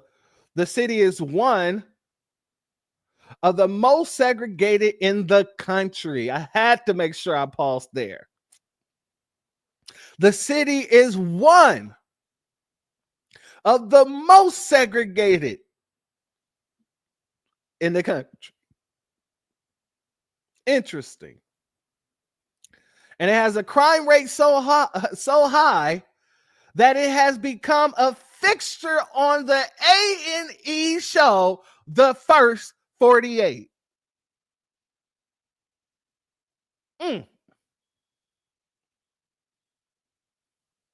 Much of this stems from the aftermath of the massacre, the Greenwood District, and North Tulsa as a whole, with a thriving neighborhood filled with Black-owned businesses, homes, and schools.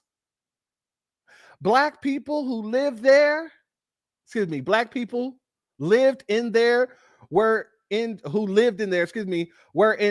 the proceeds of the oil that was found nearby. But all that was destroyed in 2 days when what a federal report called a coordinated military style attack, not the work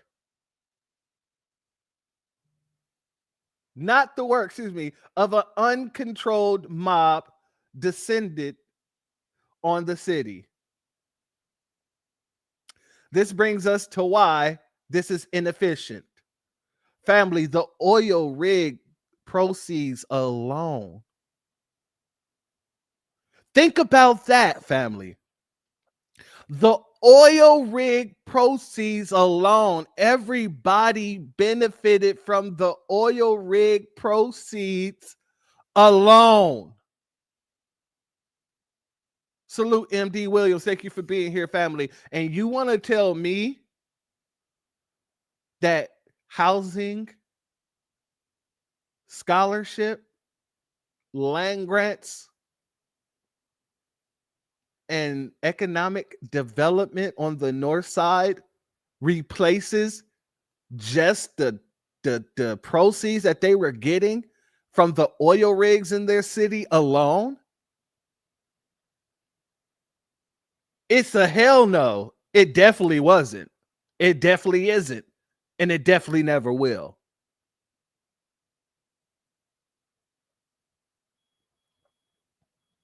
For decades, survivors and descendants of Greenwood residents have demanded that something be done about what happened to them. In 2021, the city finally apologized for its role in the massacre. And last to known, I think it's supposed to be the last two known. So that's what we're going to say. And the last two known survivors, Leslie Benningfield Randall and Viola Ford Fletcher, tried to get reparations through the court, but the Oklahoma Supreme Court dismissed their case last June. So, family, this is the only time I'm going to have to agree with the rot. It wasn't really well written out, but I still got to give them credit where credit is due. None of this is enough. It's not enough at all. And not only is it not enough, it's a spit in the face of the survivors. It's a spit in the face to the descendants of the survivors. And it's a spit in the face to everyone who's been fighting 10 toes down for decades to make sure something gets done. I don't know if this mayor, Monroe Nichols IV, is a descendant of the American slaves, is a descendant of Tulsa, but that was definitely a spit in the face of everyone who suffered there and everyone who's been fighting to get retribution and reparations. But even with that, family, even when they spitting in our faces, the Mayo mutants are losing their minds regardless of this being a spit to the face or not. The Mayo mutants are still out here losing their donkey brains because they feel like nobody should be receiving reparations. Let's go here, family. Let's read this out. No reparations for the Black population who in this day in time have never been slaves, and no one in America has owned a slave for hundreds of years. Besides, reparations have already been paid. Reparations paid in full. Family, the Civil War has nothing to do with paying reparations. The Civil War had nothing to do with freeing the slaves. When you read what Abraham Lincoln wrote, he said he would assign supremacy to the white group. He also said it was not his intention to make the black slave equal to the white man. If he could preserve the Union without eliminating slavery, he would do it. So anytime these people bring up this nonsense, it just goes to show you how much they don't know history. Also, this is a post that was posted in response to Monroe talking about giving reparations to the Tulsa victims of the Tulsa Massacre. This had nothing to do with slavery, but yet they're still talking about slavery under something that had nothing to do with slavery. This is how out of whack these Nabiscos are right now. Absolutely.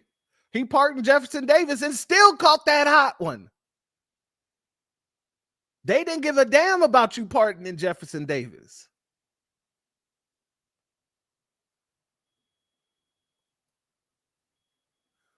Oh, no, they don't say this to the Holocaust victims at all.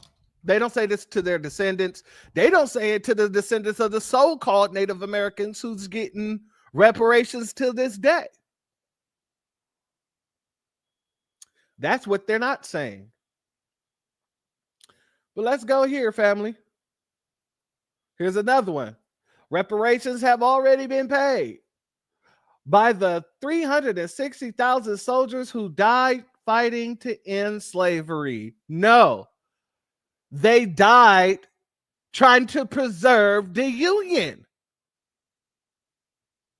And it wasn't just them fighting.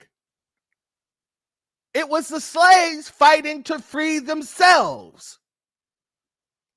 Abraham Lincoln said it himself. If it was not for the Negro, the war would have been lost.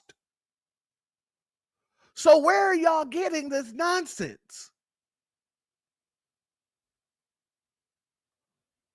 But like I said, these folks, they live in this delusion. They live in this delusion. And let me make this very clear. These are Nabiscos on the left and the right. These are Nabiscos in MAGA and the dirty liberals. These are the same individuals.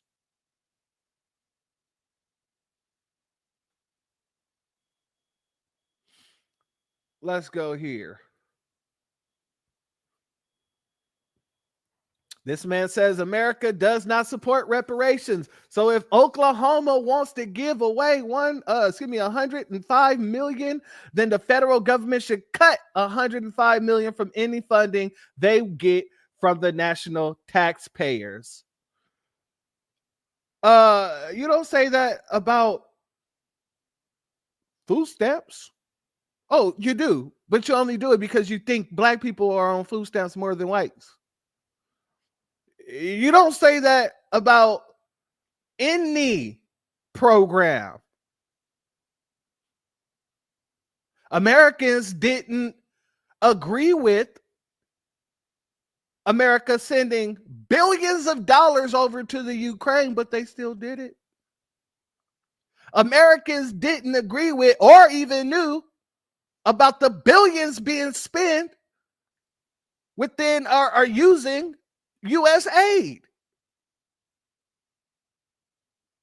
Why should we give a damn about what America supports? The government doesn't move by what America supports. Your opinion does not matter because America, is going to fund whatever they want to fund without your support. Because you don't control where your tax dollars go. That's what the government's for. Let's be very clear about that. This person don't even know what the hell they talking about. No, it's unconstitutional. It violates the 14th Amendment. We get fairness under the law, dear, not palm grease for our parlor.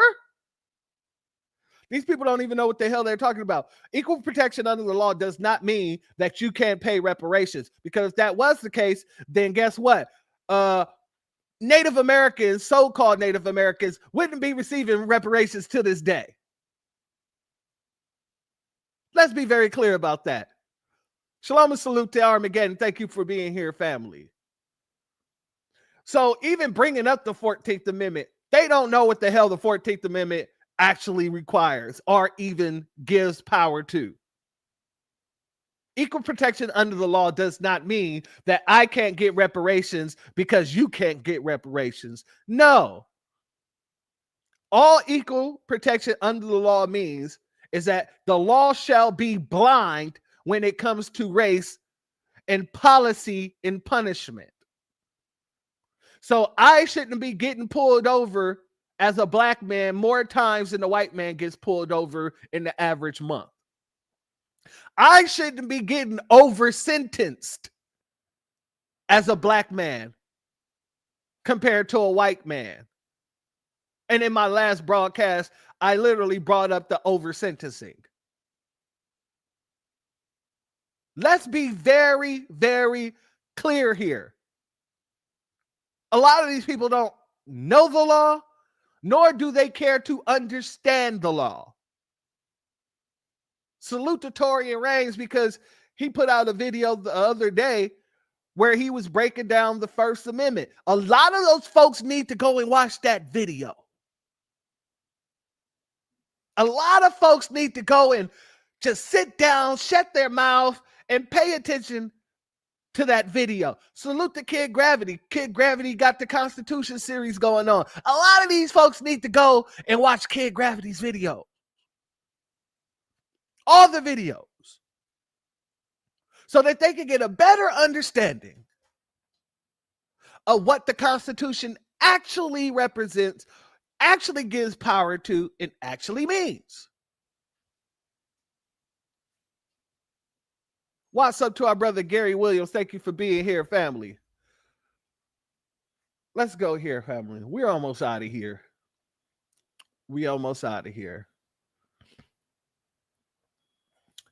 This person says reparations are for slaves.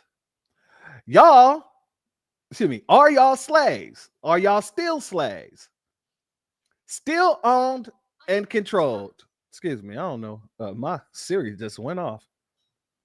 Reparations are for slaves. Are y'all still slaves? Still owned and controlled.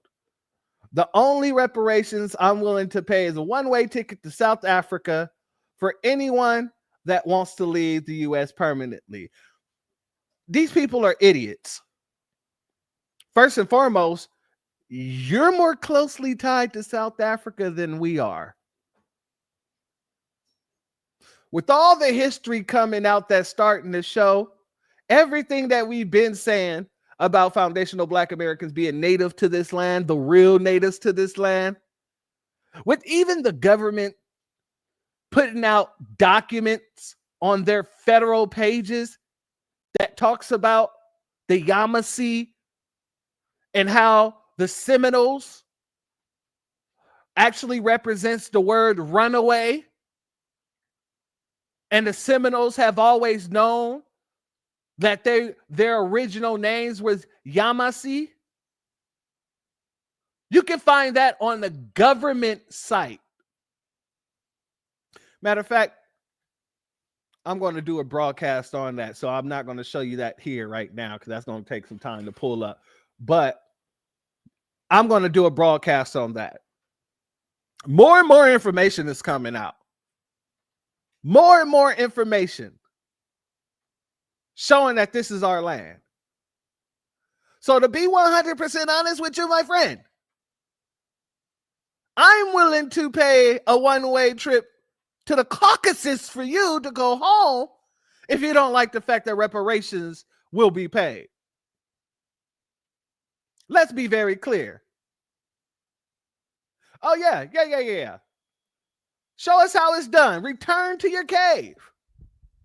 I'm willing to pay for it. I'm willing to put up a full one-way ticket to send you back to the Caucasus Mountains.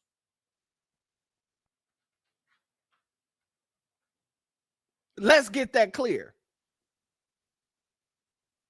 So even when these do-nothing reparations come around, the Mayo mutants lose their minds. They start talking about laws that they don't understand, nor do they seek to understand the laws. They start talking about amendments that they never studied, what the amendments are there for and what they actually do and what they protect and how they're utilized. It's funny to me because it just shows how close we're getting to the goal. All of this shows how close we're getting to the goal. You got all these Democrats coming out trying their hardest to either change what reparations is or vetoing what reparations is.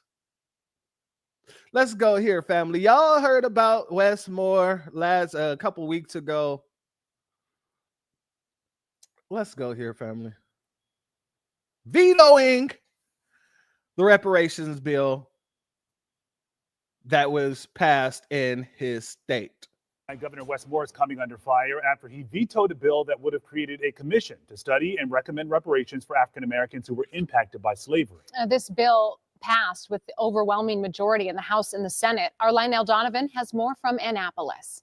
When it comes to reparations, we have only begun to fight. Activists gathered in front of the State House this afternoon, calling out the actions of one man. Family, when you see an activist so-called come out saying something along the lines of, we only begun this fight, look at them very crazy. Because that's the same nonsense that Al Sharpton loved to say. This is an elongated fight. It might be. But when the work has already been done to shorten that fight, should nobody be running around saying, we only just begun? No. If anything, they should be saying, oh, this fight ain't over. He think he ended the fight, but the fight isn't over. We're in the middle of the fight. This is just a breather. We're going into the 12th round. We're ready to get it popping. I don't want to hear nothing along the lines of we're just starting this fight, because that means that we're starting all over. That means that you're going to be trying to take your time. Controlled opposition, exactly. That's it. All it is. Controlled opposition. Salute to the big black guy. Thank you for your Cash App donation, family. Your donation is blessed tenfold, and I appreciate your contribution, family. That's all it is. It's controlled opposition. What do you want? Reparations. And when do you want it? Now. On Friday, the governor announced plans to veto legislation that would have established a commission to study the historical impact of chattel slavery and policies during the Jim Crow era. Governor Moore explained his reasoning in a letter to Senate President Bill Ferguson, stating, quote, "I strongly believe now is not the time for another study. Now is the time for continued action that delivers results for the people we serve." There's no reason you can't do both. Carl.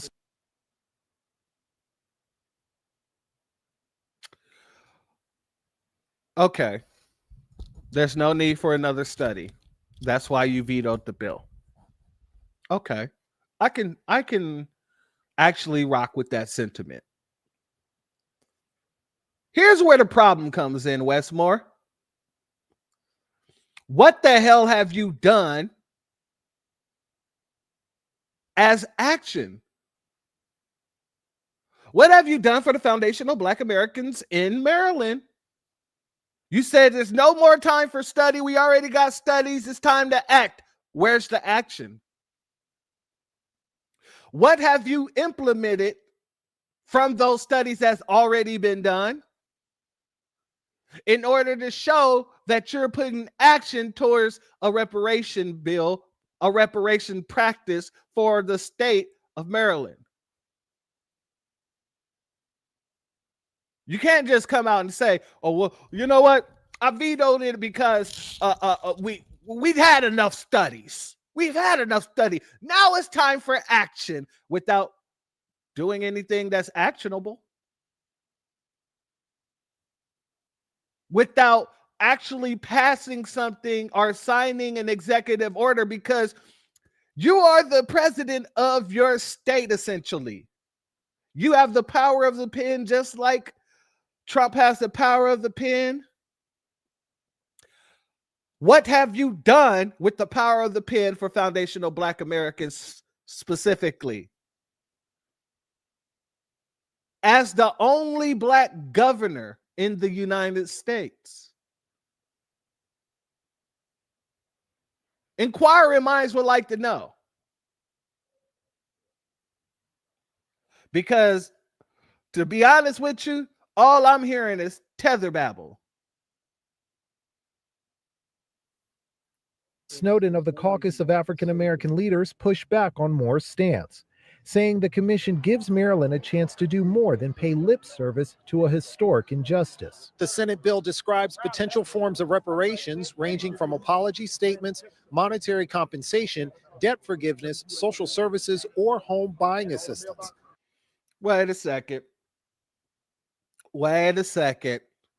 Now, all of a sudden, the bill has monetary reparations as a suggestion? I thought the bill, wait a second, didn't he say we had enough studies? Didn't he say it's time for action? If the bill has a suggestion for monetary reparations for the descendants of FBA, when you vetoed the bill, why didn't you just take that monetary action and make that into an executive order? It makes no sense that you would say it's time for action if the bill is calling for monetary funds to be sent out. You just stopped those monetary funds. Now, you could have said, you know what? Okay, it's cool. Or y'all want to have this study. All right. It says that you guys are suggesting monetary funds. How about we do this? How about I sign this into office, but with a caveat that those cash payments that you're talking about must start to go out before you guys start your study. And then when you come to a monetary amount, you'll just take what we've already sent out on the back end and let it all equal up. No, what you did was you vetoed it and then sat there and said, you know, it's time for action. Among other options. I think the country's changing. I think the attitudes are changing.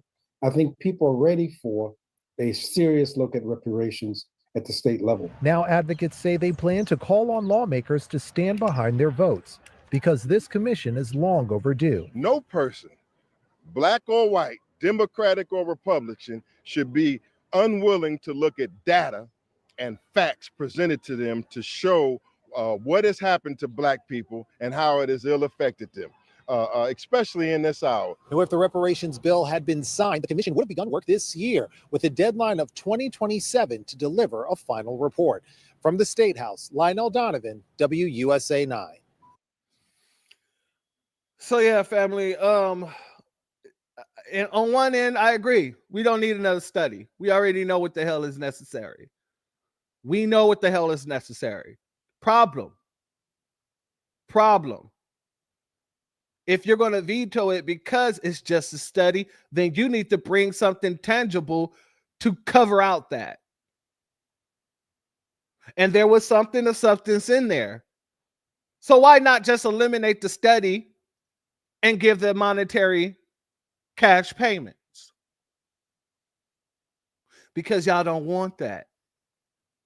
On the Democrat side or the Republican side, neither one of you want it.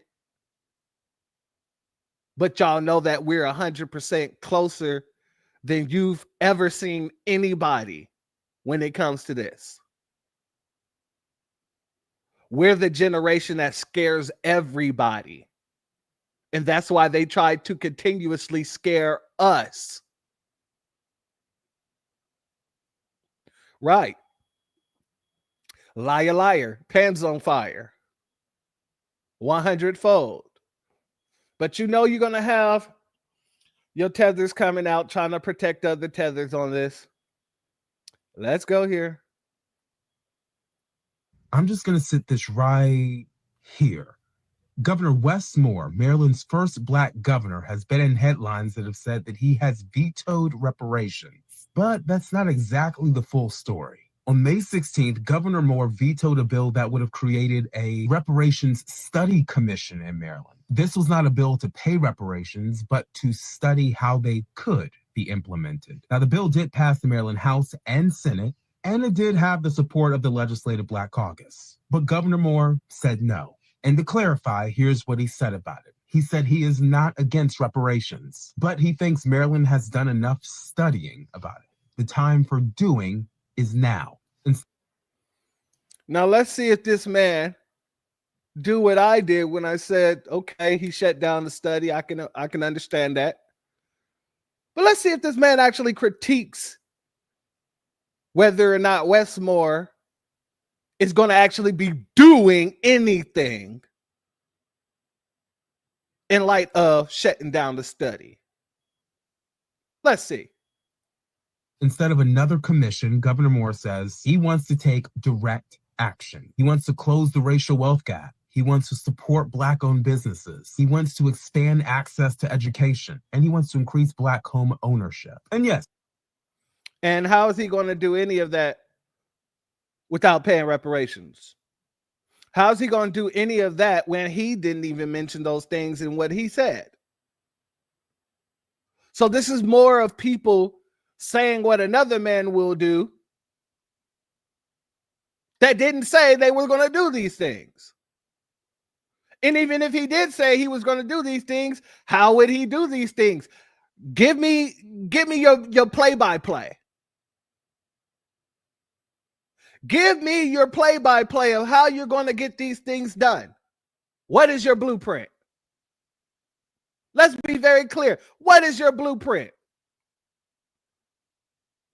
Shalom and salute to our brother DSB. Thank you for your Cash App, family. Your donation is blessed tenfold, and I appreciate your contribution. Asians didn't need no study. No other group need no study. This is them kicking the can down the road. Exactly.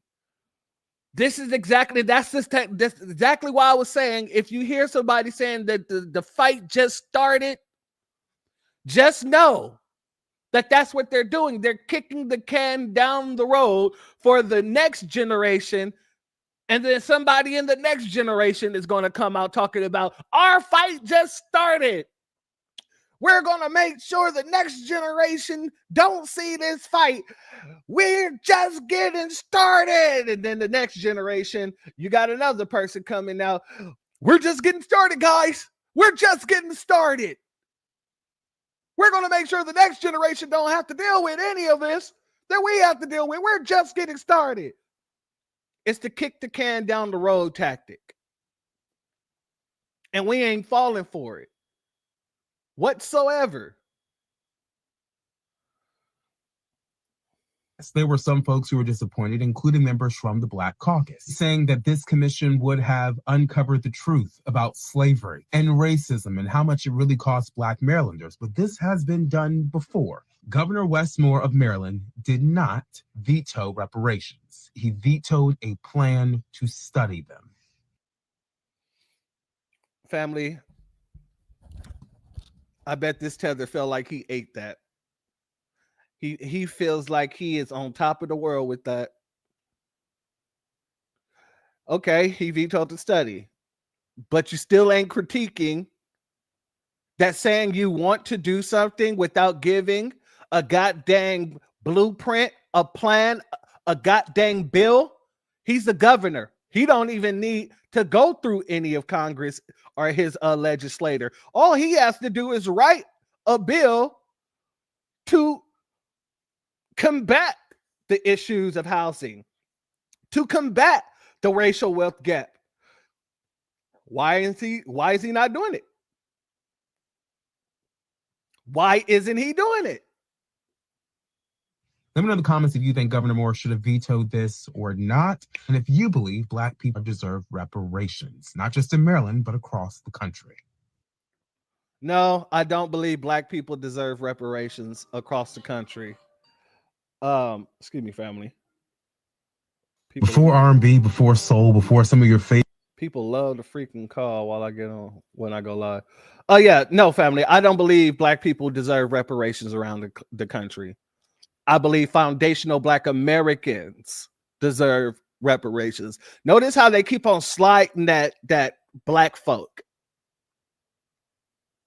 Whenever you speak about reparations, if it is not very distinct, if they're not saying foundational Black Americans, the descendants of American slave, aka the American freedmen, then you're not talking to us.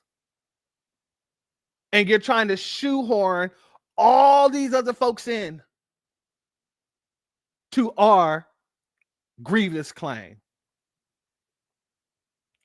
Now, you know, family, as Neely Fuller has said best, white supremacy takes all sides of the argument, right? So you know they had to send out somebody else. But notice what he's more angry about within this.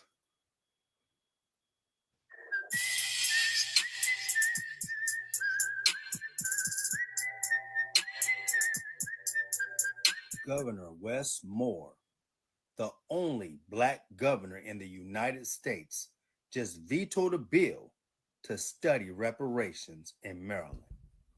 Not to implement, not to fund, but to study the historical inequities that Black people endured in Maryland, and he shut that shit down.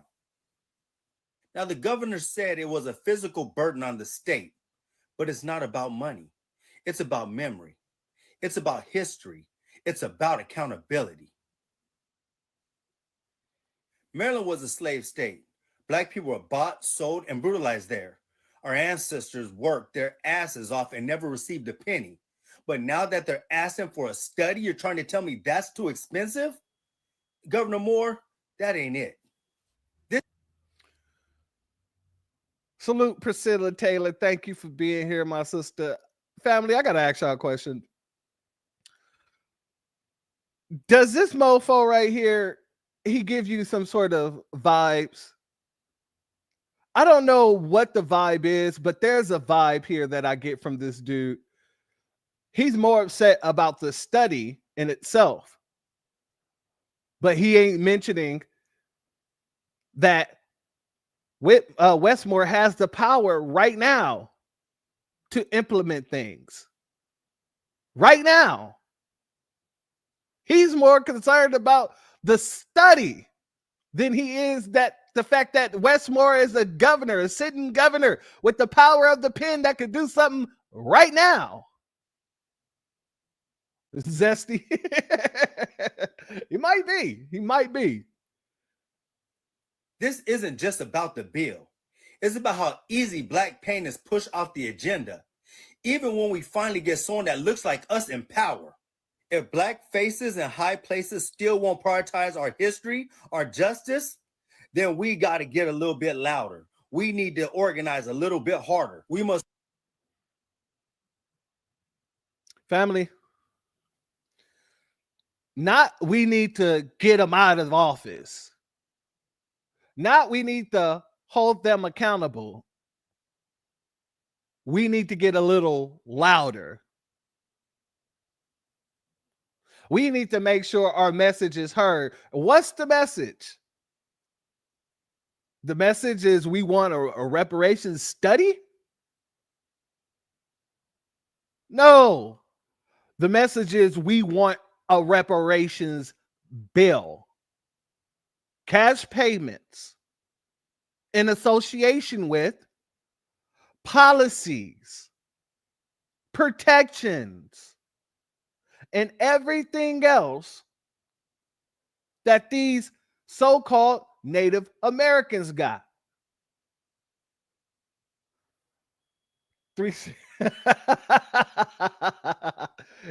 I feel it. I feel that too. Absolutely.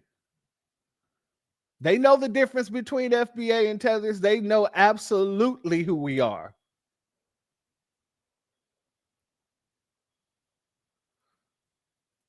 Let's hold everybody accountable, even our own. This ain't personal. It's political. It's historical. You can't heal what you refuse to study. You can't heal what you refuse to study. Family, this has been the most studied topic in American history. This has been one of the most studied topics in American history. Truman had a study written up. You can go read into the Truman Report. We've been studied so much that every time you hear study, it turns our stomach.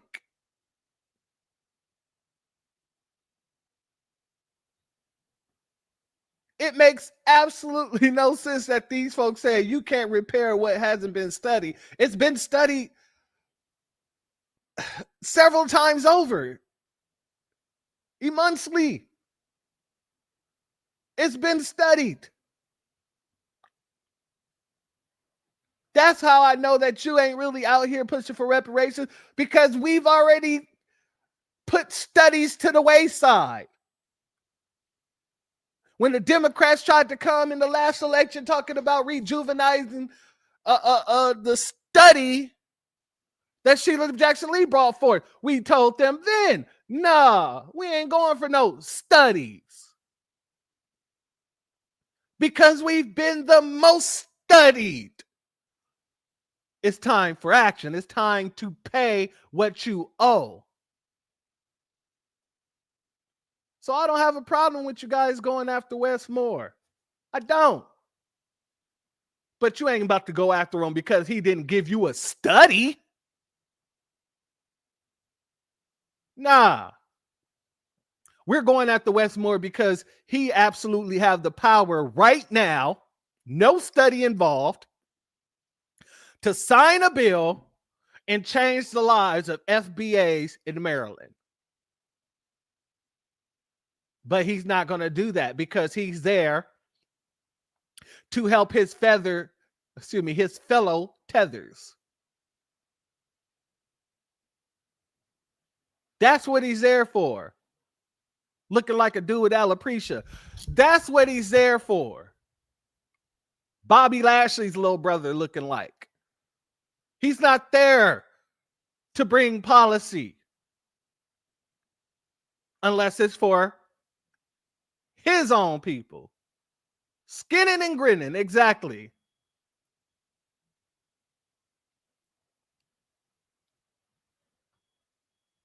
Yeah, it's a bullshit delay tactic. Absolutely. Absolutely. Yeah, the real egghead, Dr. Egghead. I'm pretty sure he was out there fighting Sonic last week. This dude here, I'm telling you, it's easy nowadays to spot the faker in the crowd. It's easy nowadays to read through what these reparation bills are supposed to be and know that it's not a reparations bill. We're calling these folks out, and we've been calling these folks out. So why would this guy here, if he's not a asset, if he's not an agent, why would you go backwards and try to go back to a study when the foundational Black American grassroots have already said ain't gonna be no more damn studies? Bring the payment. Cut the check. But family, I wanted to bring this to your attention. If it hadn't been brought to your attention already, from a fake reparations bill, another fake reparations bill, to a mother lover who just said, no, I'm going to veto it. We're not even going to play.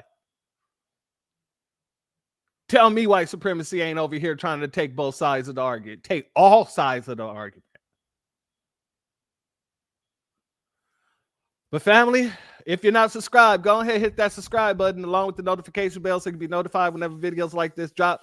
Please make sure you hit the like and share button so we can beat up the algorithm. Make sure we get this message out to the ears that need to hear. And if you have not done so yet, please make sure you hit that link in the description. Go to change.org and put your signature on a real reparations bill, the RDAS Act. And family, with that being said, if you come across anybody talking about reparations and they ain't talking about cash payments, it's not reparations. It's a failed opportunity. That's what we should be calling all of these so-called reparations bill. We should be calling them failed opportunities. Because you had an opportunity to really get us on board with you. But you fell short, which means that you failed to give us what we need in order to support you. So that's just a failed opportunity. And if you think that we're going to lower our expectations just because you're saying the word reparations, no, we're not. We're not. Let me explain to you why. Because in this reparations fight, we've seen what you guys have given to everyone else when you feel like you owe a debt to them. We've seen what you gave the Japanese. We've seen what you were giving to all these illegals. We've seen what you gave, Obama gave to the Jewish people, even though the Holocaust didn't take place on this soil. So when we say no tangibles, no vote, when we say we're not supporting your reparations bill, if there's no cash payments in the reparations bills, you might as well just take that as law. Because all we're going to continuously do is call you out on your failed opportunities. Everyone you throw out until you come with what we told you to come with, the goddamn check. I'd like to thank everybody who has donated today. I appreciate you. I appreciate your contributions. And you are blessed tenfold. I'd like to thank all the mods. I'd like to thank all the members. I appreciate each and every one of you. Thank you all for being here. And thank everyone who might not have been in the chat, who might not have seen this, but will see it on the playback. I appreciate each and every one of you. And with that being said, family, don't let these people play in your face. The doors of the church are now closed. Peace, fam. My grandfather built this country, man. He fought wars for it. And most places he went wouldn't let him sit down and get a cup of coffee. I can't even catch a cab in New York. You know, it doesn't matter how many degrees I get. All you people see is color. Your grandfather was an immigrant. You're American. My grandfather was born here, Duke. And you people still look at me as just another nigga. I know that the government, whatever, can't stand us black people. He's doing everything in the world to make black man be extinct. But I'm going to tell you one thing. Us black people going to survive.